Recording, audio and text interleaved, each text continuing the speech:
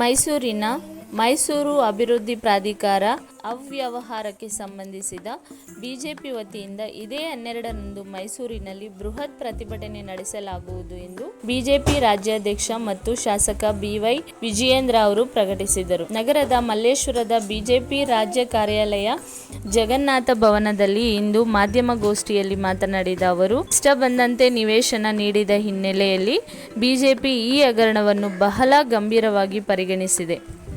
ಇದೇ 12ರಂದು ನಾನು ವಿಪಕ್ಷದ ನಾಯಕ ಆರ್. ಅಶೋಕ್, ಮಾಜಿ DCM doctor Ashwath Narayan, BJP ಶಾಸಕರು ಮತ್ತು ಕಾರ್ಯಕರ್ತರು ಮೈಸೂರಿನಲ್ಲಿ ಬೃಹತ್ ಪ್ರತಿಭಟನೆ ನಡೆಸಲಿದ್ದೇವೆ ಎಂದು ತಿಳಿಸಿದರು.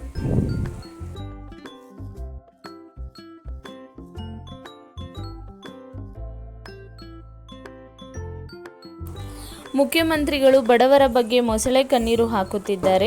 ಬಡವರಿಗೆ ನಿವೇಶನ ಹಂಚಬೇಕು.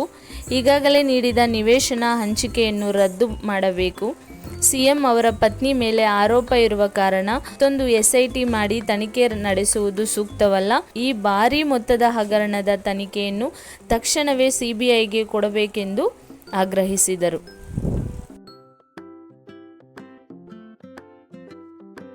ಈ ವಿಡಿಯೋ ನಿಮಗೆ ಇಷ್ಟ ಆಗಿದ್ರೆ ಶೇರ್ ಮಾಡಿ, ಲೈಕ್ ಮಾಡಿ, ಕಮೆಂಟ್ ಮಾಡಿ. For more videos subscribe.